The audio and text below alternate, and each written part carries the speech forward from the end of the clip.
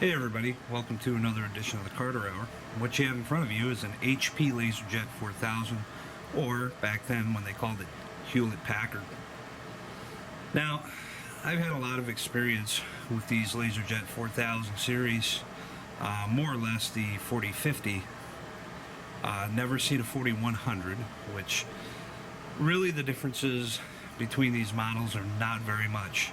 Now, it still has the same LED or LCD display, same buttons, and same tray configuration, except for this one had the option to have two 250 page trays instead of one 500, but this one has the 500. So this one, it looks pretty rough, and I have tore down multiples of these from the 4000 series to the 5000 series, and a couple of Laserjet 4s as well, 4 pluses, which they might be slow, but they print a hell of a lot better than today's cheapo laser printers. Now, this one appears to be in pretty rough condition. However, I did a page count on it, and you would not believe the amount of pages that this thing is printed. So I'm going to leave that answer to the last video. This will be I believe a 2 or 3 part series. So we're just taking a look at it right now. It does work. Earlier this evening, I had print pages right out of this tray. Now it's not printing pages out of that tray, so I had to use the bypass tray. However, it's working well. It has a 27X cartridge, which is shared between this printer and a Lexmark. And this was built in February of 1998. So it's an old printer. But it's quiet, makes no creaking noises. So I figured I'd invest a little time into it. Obviously, it's going to need to be torn down because it was in a warehouse situation where the dust and the dirt gets all caught up in this.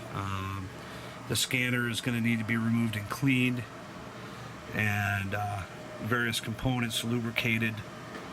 And none of the rollers will need to be replaced because the page count, as what is displaying to me right now, is within tolerance. So we will just be cleaning the rollers, and we will not be replacing them.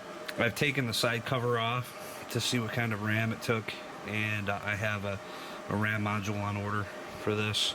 I also have a secondary tray and a EIO device for Ethernet, so you can plug this right into the network.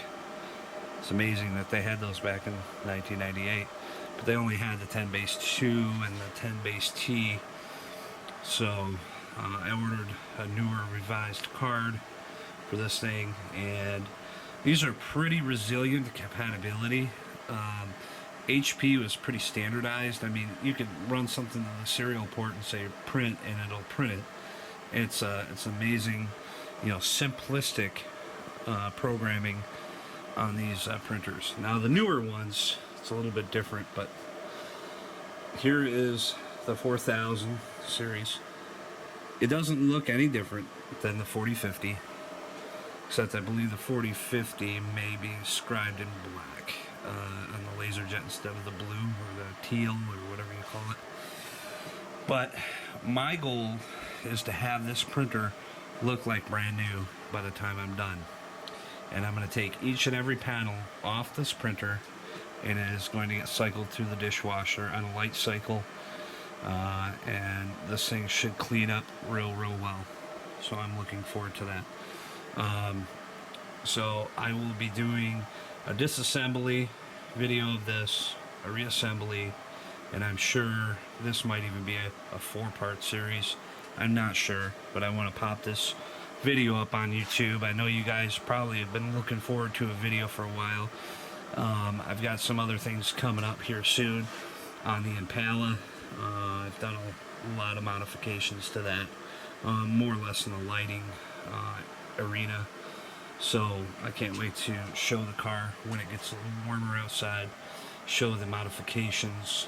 Hopefully warm weather is headed towards our area, but highly, and you can tell, I mean, it's just really dirty. Needs to be cleaned. Every aspect of this printer needs to be cleaned, and we will start with that very soon. Now, one thing you got to be careful about taking apart these old printers is the plastic is very, very brittle.